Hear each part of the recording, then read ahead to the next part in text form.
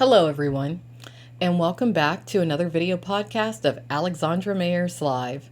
Today, we are going to continue with a reading of Shelley Lubben's book, The Truth Behind the Fantasy of Porn, the Greatest Illusion on Earth. But before we delve into Chapter 3, I want to give many of you a brief update in regards to some happenings revolving around an individual known as Michael Whiteacre, who horrifically stalked and harassed the recently departed Shelley Lubben, a Christian, an activist, an artist, and just someone who positively affected my life in a multitude of ways.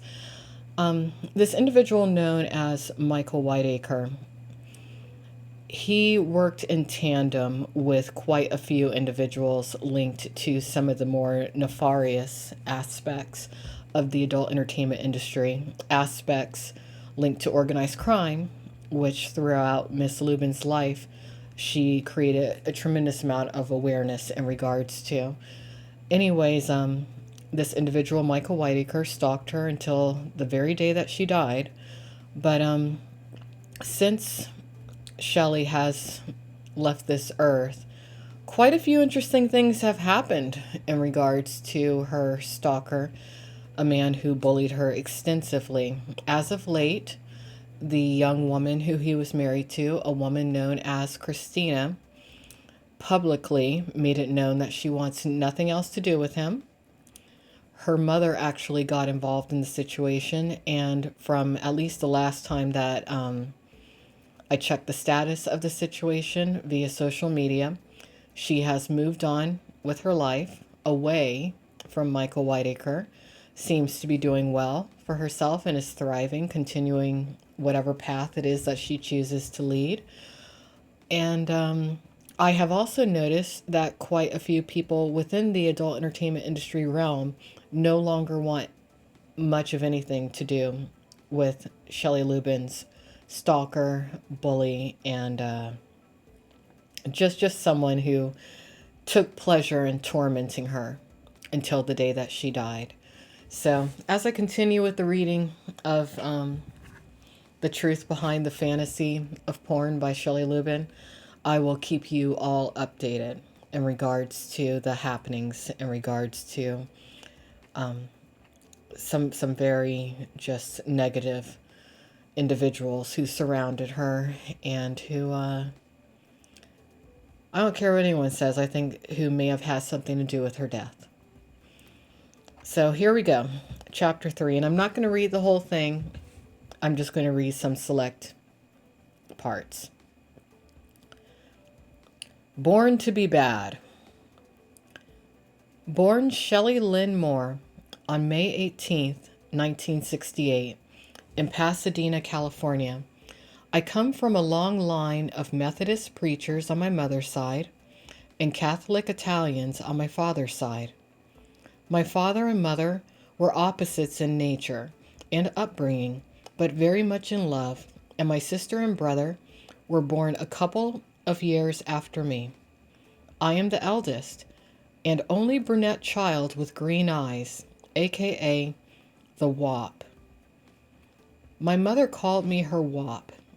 In other words, WAP is, I actually consider a bit of a derogatory term for individuals of Italian descent or Latin descent who have a look of somebody who comes to America without papers.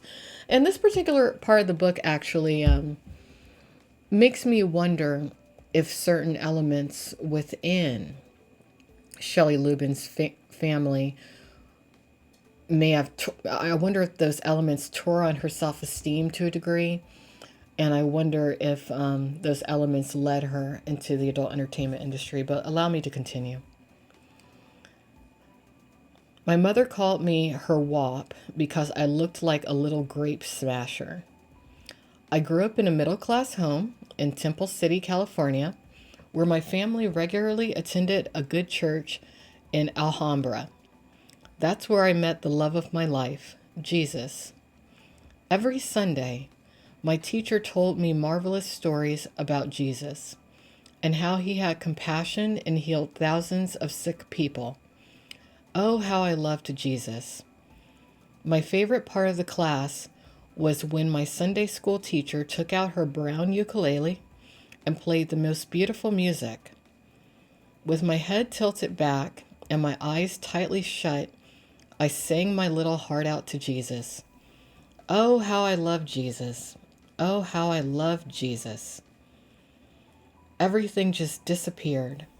It was Jesus and I in our own special place.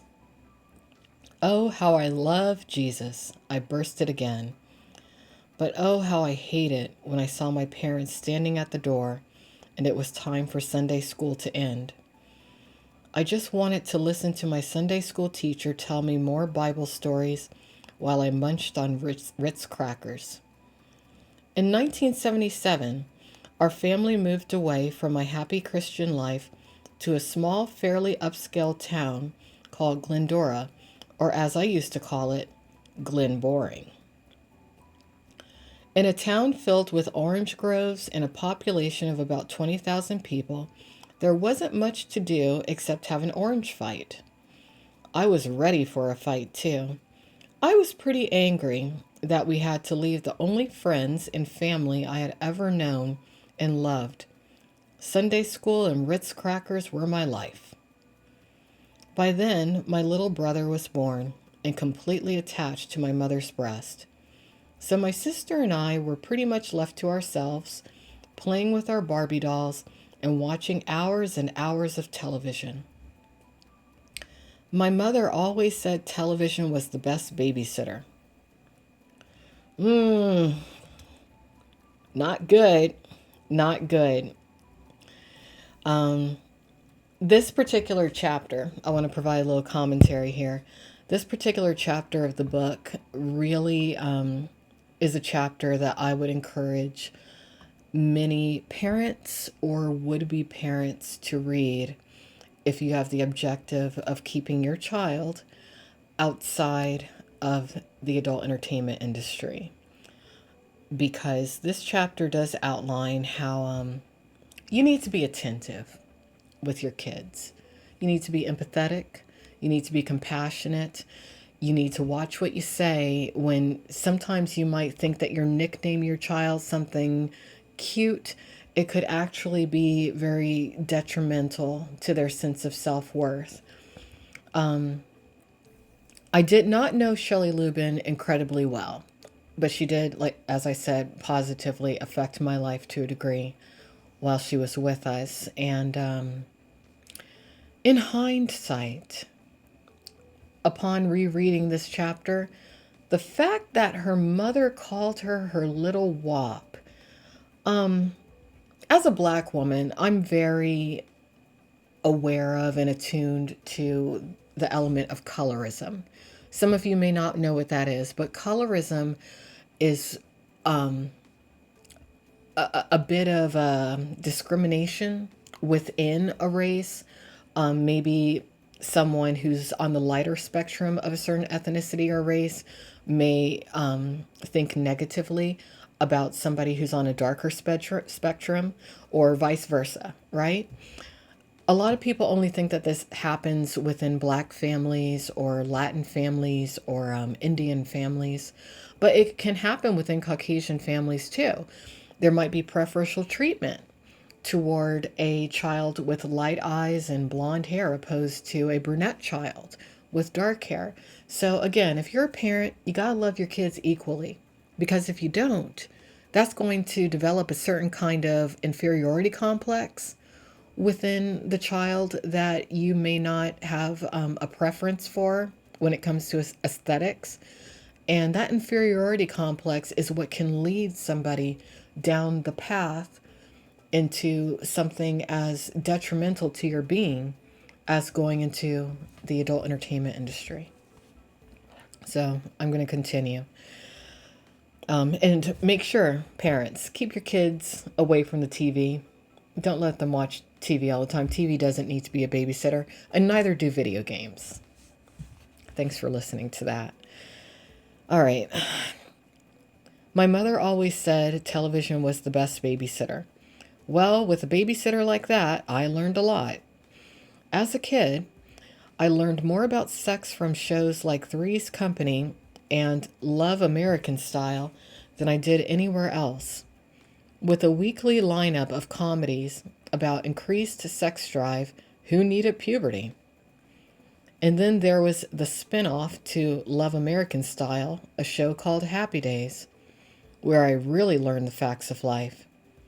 With a bag of Fritos in my lap and my face glued to the TV set, I got to watch Fonzie make out with chicks at Inspiration Point. Could TV get any hotter than this for a 9-year-old? Or how about when our family gathered around to watch All in the Family, a show that had to have a disclaimer the first time it aired? Thanks to Archie Bunker, my family listened to racial slurs for years. All in the Family also taught me about politics, swingers, women's rights, and homosexuality. Oh yeah, I learned a lot from television. Television wasn't my only teacher. I also learned a lot from the teenage boy and his sister who sexually molested me when I was 9 years old. It conveniently happened in my friend's swimming pool when no parents were around. There we were, all alone. Me, my friend, and her very cute older brother. How I was talked into skinny dipping by my new friend, I don't have a clue, but I remember thinking that if I didn't do it, the whole school was going to find out and call me a chicken. I'm not going to read the following part because it might trigger some of you, my viewers, who may have dealt with such a situation in their youth. But just to summarize, Shelley Lubben outlines being molested as a child and feeling that it was her fault, which it wasn't, and being ashamed of the situation and having the situation lead her to define herself later in life as being a quote-unquote dirty girl and essentially deserving being treated badly by others, not only within the adult entertainment industry, but in society as a whole. So I'm just going to read the final couple paragraphs. She writes,